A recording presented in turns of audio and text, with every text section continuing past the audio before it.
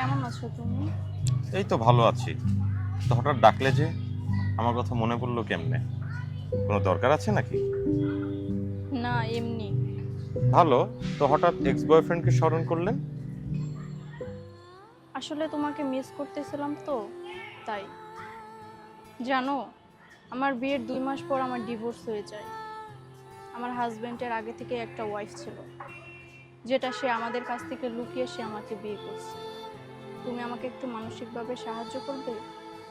আমার বেঁচে থাকাটা খুব কষ্ট হয়ে যাচ্ছে। আমি শুধু তোমার কাছে মানসিক শান্তি পাই, যা এখন আমি বুঝতেছি। তো আমি এখন কি করতে পারি আপনার জন্য? আমার সাথে একটু ঠিক মতো কথা বলা যায় না? দোস্ত, কি করব বলতো? আশিককে কিভাবে সরানো যায়?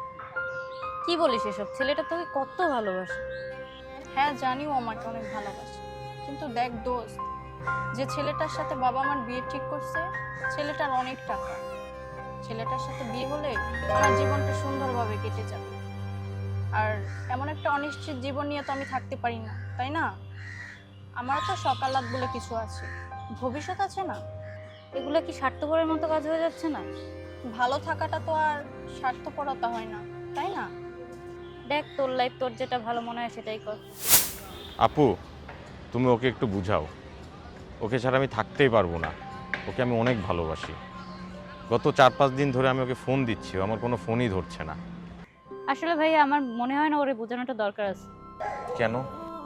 আসলে আমার মনে হচ্ছে ওর নিজের ইচ্ছাতেই বিয়েটা হচ্ছে। আমি কি বলতে চাচ্ছি হয়তো বুঝতে পারছেন।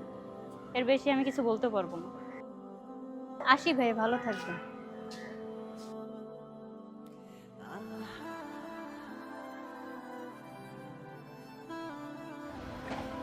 শারমিন, তুমি তোমার ফ্যামিলিকে একটু বুঝাও। আমি তোমাকে অনেক ভালোবাসি। তোমাকে ছাড়া আমি থাকতে পারবো না। প্লিজ একটু বুঝাও। আমি আমার ফ্যামিলিকে অনেক বোঝানোর ট্রাই করছি, কিন্তু তারা কিছুতেই বুঝতে চাচ্ছে না। এখন আমি কি করব বলো?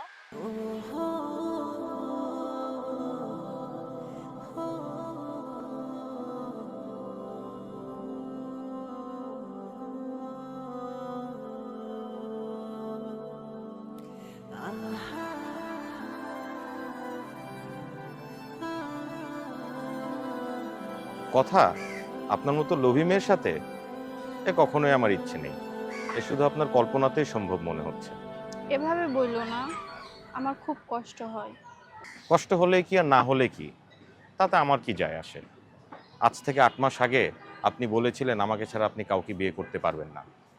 আর যখনই আপনার পরিবার আপনার জন্য পাত্র দেখলো, তখন আপনি আমাকে ভুলে গেলেন, আমার সাথে সব সম্পর্ক বিচ্ছিন্ন করে দিলেন। আমি তখন এশার নামাজে যাচ্ছিলাম। আপনার দেওয়া প্রত্যেকটি মেসেজ আমাকে ভিতর থেকে ভেঙে দেয়। আমি নামাজে বসে কান্না করছিলাম। আমার চোখের পানি আপনার সংসারকে সুখের করে। শোনেন, আপনি বেঁচে থাকলেও আমার কিছু যায় আসে না, মরে গেলেও আমার কিছু যায় আসে না। আপনাকে নিয়ে থাকা আমার সকল অনুভূতির মৃত্যু হয়েছে। তুমি তো আমাকে কিছু বলতেই দিলা না। মানুষ তো ভুল থেকেই শিখে।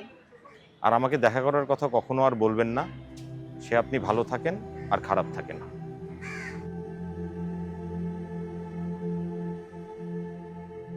একজন স্বার্থপর বেঈমান মানুষকে কখনো সুযোগ দেওয়ার প্রয়োজন নেই। যে আপনার সাথে একবার বেঈমানি করতে পেরেছে, সে পরের বারও আপনার সাথে বেঈমানি করতে পারবে। যার রক্তের শিরায় শিরায় রয়ে যায় বেঈমানি, সে প্রতিবারই বেঈমানি করবে। তাকে ক্ষমা করে দিয়ে যদি আপনি ভাবেন মহৎ কাজ করেছেন, তাহলে আপনি একজন বোকা মানুষ। মানুষ থাকবে বলে কখনো পাশে থাকে না, তাই একা চলাটাই সবচেয়ে বেশি শ্রেয়। না চাই কারো বন্ধুত্ব, না চাই কারো ভালোবাসা, কারণ বেঈমান দেখতে অনেকটা মানুষের মতোই।